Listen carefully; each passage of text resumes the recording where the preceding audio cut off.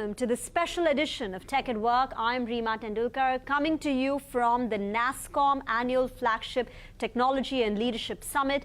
Here today, I caught up with many stalwarts from the world of technology to get a sense of the demand, the macro environment that we're currently in.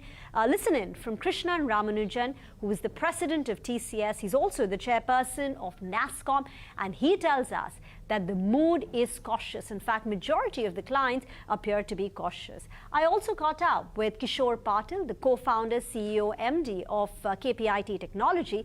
He, on the other hand, is very confident about maintaining an organic revenue growth of 20% over the medium term. Listen in.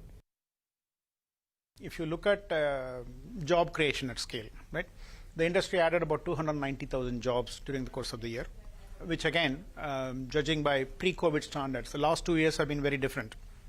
But by the pre-COVID standards, it is a very, very strong job creation performance by the industry. Similarly, if you look at the innovation side of it, startups, 1,300 new startups happened during the course of the year. The early stage funding for those startups went up by 25%. So all of these are extremely bullish and extremely positive developments that portend to a fantastic year that has gone by. So we are supremely pleased with that. You asked about the year ahead. So year ahead, while I'm not able to share any numbers for the year ahead, the survey broadly points to caution in the wind, right? And that's understandable. I think we've all known it for a while that the war in Ukraine, the recessionary headwinds that are caused by the combination of the war and other geopolitical considerations that are going on, as well as the effect of inflation, the rate, US dollar strengthening, and so on and so forth. There is a lot of uncertainty in the world. Even if you look at the year 2022, the manner in which it began with a lot of optimism and exuberance, it went through several seesaw things, and by the end of the year, it looked very different, completely opposite to how it began. And in between, there were quite a few changes in sentiment as well. So most organizations globally are having a very hard time in terms of planning and the horizon at which they have to plan. And that uncertainty is the broad keyword. So when you say clients are cautioned, how will this show up? Does it show up in tech budgets not being reported as they typically do in the month of January, February, March? Will it be delayed by 6 months? Or will they now plan for tech spends for 3 months instead of an annual spend? Does it result in deals being paused or being cut in size? How does this caution show up? It is not a one-size-fits-all, Rima. It's all of the above? All of the above, which is what makes it a little more complicated. When we talk about the situation being uncertain and caution is in the wind, different companies are reacting to the situation differently. Right? Some of them are choosing to postpone their budget finalizations by 3 months. Others are saying, let's take a short-term view. Let's not do an annual budget, but let's take a 3-month view and do this. And others are saying that all of the new product introduction related things will suspend, but let's try and get some operating efficiencies going so that we are ready for a rainy day. So it is mixed across the board. And how many CXOs did you all survey when you did this tech survey? And these were global CXOs? These are all global CXOs, but I'd be hard pressed in terms of numbers and so on and so forth. That probably NASSCOM Secretariat would be able to give you the specific numbers. But would you say that this is a majority view? This caution? That's right. Caution would be the majority view across industries, I would say. And that would imply, right, that growth next year is going to be less than what we've seen this year? The problem is I don't know, right? Firstly, growth would be less when you look at it from a FY23 point of view, probably. And that's because, just as I talked about, we are just coming off of a pandemic, and that induced a huge wave of tech spending and so on. And FY23 had a bit of that tailwind as well. And FY24 would probably be the first year which is truly having no effects of the pandemic, right? And that, in my opinion, needs to be compared with how an FY19 or FY18 was. When you do that comparison, I am reasonably optimistic that it will be a positive year. But if you compare it with FY22 or FY23, you would be fair in saying that it would be slower. You all are calling this a no normal year, a no normal environment. What exactly does that mean? So that's what I just talked about, right? It's very hard for anybody to predict anything and be able to plan for it. And just as an example, right, if you take FY22, the year began on a very exuberant note, right? How technology is the medicine to everything, and it's going to be a super year. Globally, we are recovering from the pandemic. There's going to be a huge resurgence, growth, and so on. And then along came the war, and suddenly all hell broke loose, and it went into a bit of a slowdown, if you will, right? Similarly, when the year began, at least in India, but more broadly globally as well, attrition was a huge issue, right? And we were all worried about that. Well, now we're worried about layoffs. Right? Yeah, exactly. So the way in which it has panned out is that not only is no longer a year of mass resignation, it's threatening to lead into a year of mass layoffs as well. But can that happen in India, mass layoffs? All we've seen right now is hiring being paused or slowed down, headcount being stable, not increasing. I would say anything can happen. I'm not saying anything will happen. Anything can happen because see, we will as a broad industry point of view, right? Anytime there is a lot of exuberance, at least part of that exuberance will result in irrationality. Right?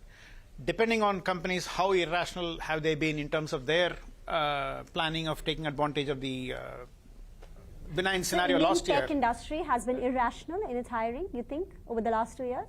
No. What I said was, anytime there is exuberance, at least part of it is likely to be irrational. We talked about that it is not about a quarter or two, we are talking about a medium-term range. I think the trends are, in the industry are more medium-term. We are looking at 3 to 4 years kind of at least the cycle of growth in this industry, if not beyond.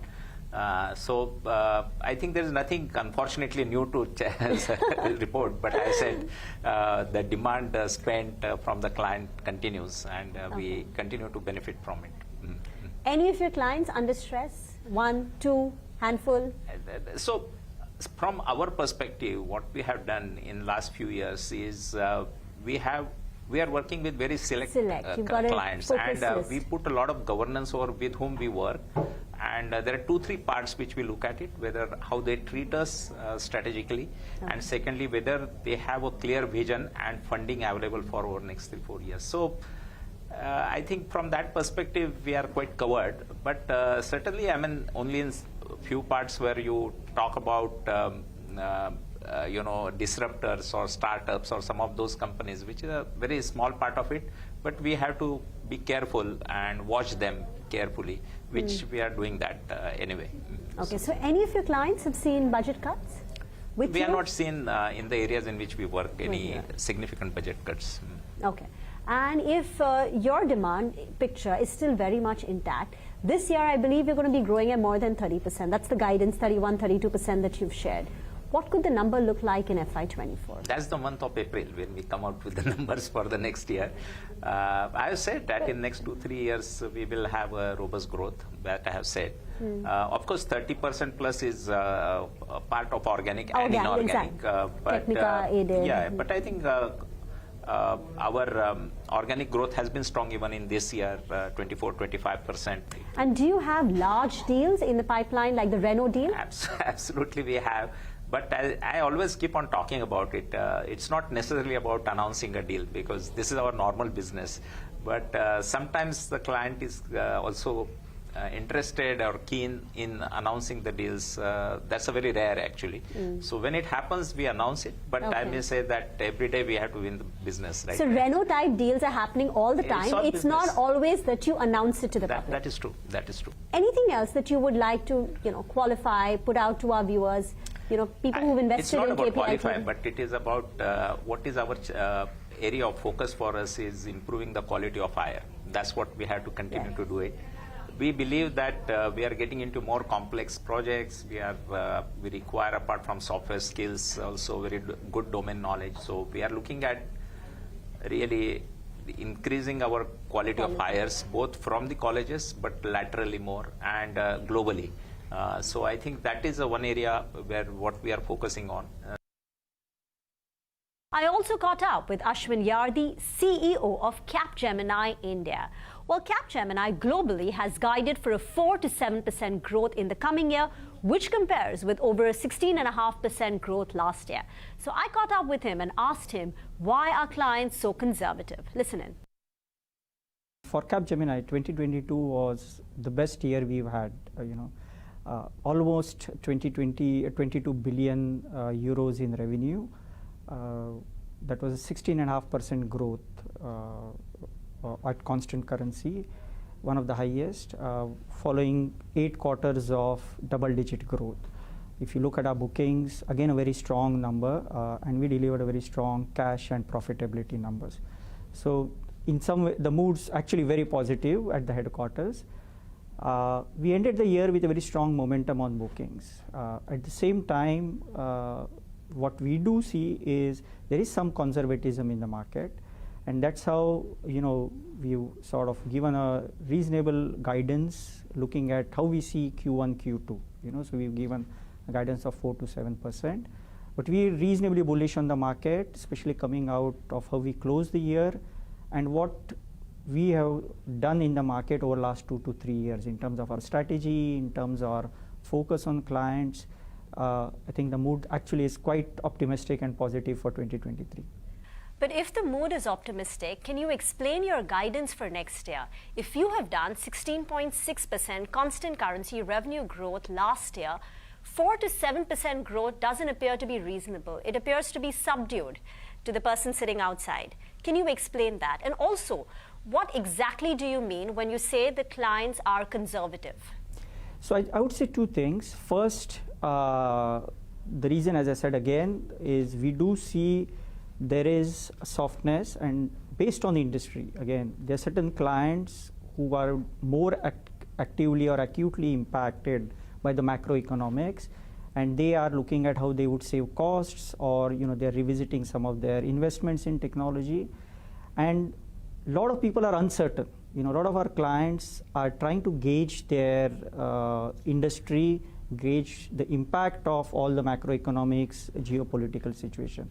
And hence they are cautious, and hence they are also in wait and watch, and that's the sort of rationale behind the guidance, is we just want to be sure clients would spend all the money which they have agreed to spend with us. Okay, there's nothing which says they won't, but we want to be sure and see how the quarter or how the H1 pans out. We're heading into a short break. Don't go anywhere. Our coverage continues on the other side.